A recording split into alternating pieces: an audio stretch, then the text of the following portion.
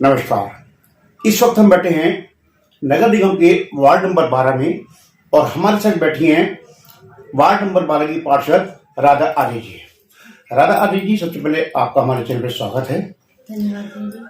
अब सबसे अहम बात, जो पहली बात यह है कि नगर निगम के कार्यकाल को लगभग 4.5 साल जो ऊपर का वक्त बीत चुका है।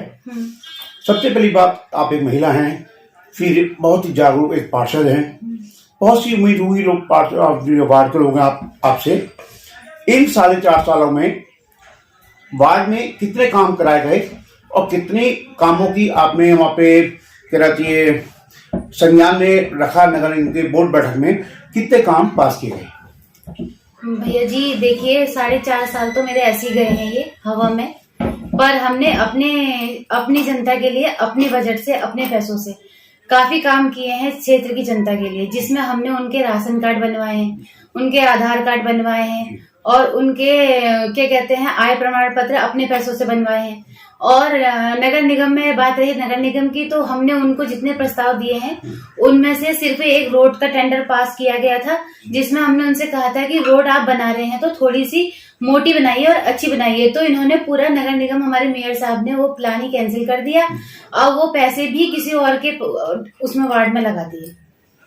बात की जाए तो नगर निगम के बोर्ड बैठक में अक्सर ही दिखाया जाता है कि कहा जाता है हम तो बहुत ही विकास कर रहे हैं अपने वार्डों में, वार्ड मेंबरों को बहुत आगे बढ़ा रहे हैं और जितने प्रस्ताव होते हैं पारित किए जा रहे हैं।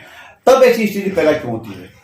अब ये तो वही बता सकते हैं, क्योंकि हमारे, या तो हो सकता है हम विपक्ष के हैं इसलिए हमारे संग भेदभाव किया जाता है, नहीं तो औरों के वार्ड में हो रहे हैं काम। सिर्फ हमारा ही और 2-4 शख्स ऐसे हैं जिनके उसमें बिल्कुल ही काम नहीं हुआ है, बिल्कुल भी नहीं किया गया है। वही देखा जा रहा है जिस वार्ड में आप रहती हैं, ये क्षेत्र प्रभावित क्षेत्र है, यहाँ सबसे बड़ी जो गंभीर समस्या है वो पानी की है। जी जरूर, क्योंकि पानी जो है जरूरी है व्यक्ति के लिए। और दूसरा मैं आपको बता दूं, और सीवर भी पीछे के, हमारे जो पीछे के जो लोग हैं ना, तो उनके वहाँ सीवर की मेन प्रॉब्लम है कि छोटे छोटे घर हैं और यहाँ पे सीवर आए नहीं है। वो लोग हमारे वहाँ आके हमसे रिक्वेस्ट करते हैं कि भैया आप पानी छोड़ो, आप सीवर का करा दीजिए पहले पानी। नहीं, वैसे ही देखा है तो हमने कई बार देखा है, हमने अब आपके जब कोई कार्यक्रम होता है हमारे यहाँ कि आप बहुत सी समस्याएं लेके आती हैं। पानी है, सड़क है, बिजली है, शिक्षा है, स्वास्थ्य है, लेकिन इतना संघर्ष करने के बावजूद भी आपको दरकिनार पर नजरअंदाज किया जा रहा है। तो इसका, जैसा भी आपने कहा कि विपक्ष वाले हम, तो क्या नगर निगम ये देख के काम कर रही है कि कौन सा पार्षद सत्ता पक्ष का है और कौन सा विपक्ष का है? ये जरूर हो रहा है, क्योंकि इस लास्ट तारीख को जब अभी मीटिंग थी बोर्ड बैठक में, तो हमने इसमें आवाज भी उठाई थी कि आपने इन 4.5 सालों में, हमारा कार्यकाल खत्म होने पे है, तो आपने कुछ भी कार्य नहीं किया है। इसलिए उन्होंने हमें मतलब रूम से बाहर ही निकाल दिया कि आप यहाँ से जाओ, और कुंडा लगा दिया था। हमने उसमें वो भी करा था कि दरवाजे हमने ठोके थे कि आप खोलो दरवाजा, आप हमारे बिना कैसे सदन चला सकते हो। सबसे एक अहम सवाल ये है कि हमारे जो यशस्वी प्रधानमंत्री हैं, हमारे जो कहा जाता है प्रदेश के युवा मुख्यमंत्री हैं, वो एक नारा देते हैं बेटी बचाओ बेटी पढ़ाओ।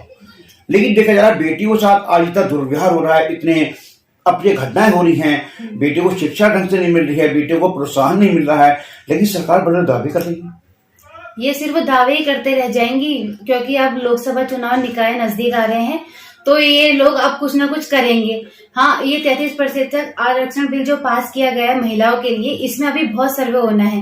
पहले सर्वे होगा, उसका फिर परीक्षण किया जाएगा, जिसमें करीब आपको भी पता ही है कि काफी लंबा टाइम लग जाएगा। ये मुझे लग रहा है कि कहीं ना कहीं रणनीति बन रही है लोकसभा चुनाव के लिए। 33% वाली बात जो की है सरकार ने महिलाओं के लिए, तो ऐसा तो नहीं चुनावी एक जुमला हो? मेरे को भी यही लग रहा है 100% की ये चुनावी जुमला ही हो सकता है, क्योंकि इतने सालों से ये कहाँ गए थे। और युवाओं को ये शायद, मेरे ख्याल से अभी पिछले बार मैंने अभी 1-8 हफ्ते पहले पढ़ा है कि ये एक ऐप बना रहे हैं जिसमें युवाओं को रोजगार लिंक के जरिए। अरे तुम लिंक के जरिए क्यों कर रहे हो? जो बच्चे परीक्षाएं देंगे उसके हिसाब से रिजल्ट निकलेगा, तब बच्चे होंगे। अब ये मेन टाइम में ही, मतलब चुनाव के टाइम में इन्हें याद क्यों आ रही है? अच्छा, एक और सवाल कि आज हमारे देश के प्रधानमंत्री कहते हैं स्वरोजगार अपनाइए, आत्मनिर्भर बनिए। लेकिन यदि कोई युवा नौकरी न मिलने पे छोटा मोटा कारोबार करता है, ठेला लगाता है, फल लगाता है, उसको उजाड़ दिया जाता है। उजाड़ दिया जाता है। ये भी तो इन्होंने ही कहा था कि अगर कोई इंसान कोई युवा अगर पढ़ने लिखने के बाद भी किसी दुकान के बाहर अपना फड़ लगाता है या पकौड़े तलने को बोला था इन्होंने युवाओं को, अगर वो पकौड़े तलते हैं तो वो रोजगार नहीं कहलाता है, वो दिन की दिहाड़ी होती है कि 100-200 रुपए पर डे का वो इंसान कमाता है, उसे रोजगार नहीं बोला जाता है। ये हमारे मुख्यमंत्री जी की गलत धारणा है। अक्सर देखा बाजार क्षेत्र में देखा जा रहा है कि अतिक्रमण हटाने नाम पर छोटे छोटे कारोबारी को हटाया जाता है, लेकिन जो ऊंची पहुंच वाले पावर वाले लोग हैं उनको छुआ भी नहीं आता है। तो इनकी मिली भगत होगी उनके संग ना कहीं से इनके वो होंगे, वो चमचे होंगे जो जहां से इनके कुछ करता होगा या पैसे लेते होंगे। नहीं तो एक गरीब इंसान अपना जीवन यापन इतने सालों से करा आ रहा है, तो इन्हें परेशानी क्यों हो रही है, क्यों अतिक्रमण इनका हटाया जा रहा है। हमारे जो मुख्यमंत्री हैं उन्होंने अभी कुछ महीने पहले घोषणा की थी कि पूरा उत्तराखंड गड्ढा मुक्त बना दूंगा, लेकिन यदि बात की जाए तिकोने चौराहे से लेकर आप देखिए बरमूल पर देख लीजिए, आप जहां रहती हैं वार्ड में, वहां की सड़कों का हाल देख लीजिए।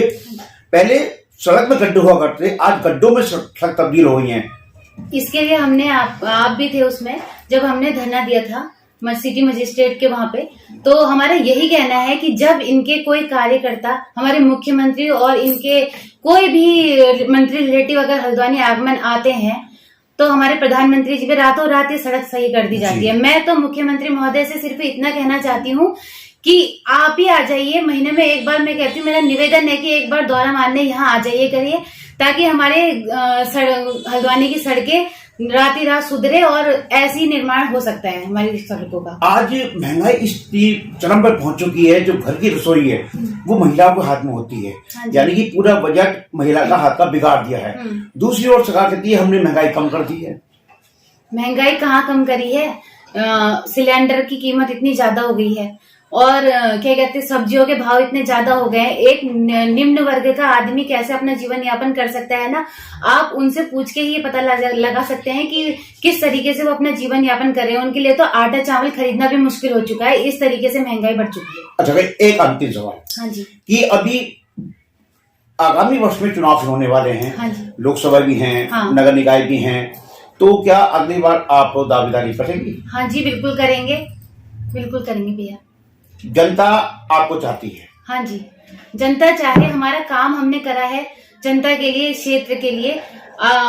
इसी के भरोसे हम लोग उनके विश्वास पे हम उठेंगे और जीतेंगे भी। तो आपने देखा ये वार्ड नंबर 13 से हमारा संघ 12 से, और ये आपने देखा हमारे संघ वार्ड नंबर 12 से यहाँ की महिला पार्षद राधा आर्या जी थी, जिनके साथ हमने कुछ मुद्दों को लेकर खास बातचीत की। इनका एक बहुत बड़ा आरोप जो है कि नगर निगम में जब भी बोर्ड मीटिंग की बैठक होती है, ये वो काम होता है, तो सौतेला व्यवहार किया जाता है, क्योंकि ये विपक्ष की जो है वो है पार्षद। ये कहा जाता है कि आप विपक्ष वाले हो, और जब भी बोर्ड की मीटिंग होती है इनको वहां से जब अपने सवाल उठाती हैं तो इनको सभागार से बाहर निकाल दिया जाता है। तो आज की खास बात के लिए अब हम इनका बहुत बहुत धन्यवाद देते हैं कि आपने मुझे समय दिया, और अगले चुनावों की जीत के लिए हम अभी से आपको शुभकामनाएं।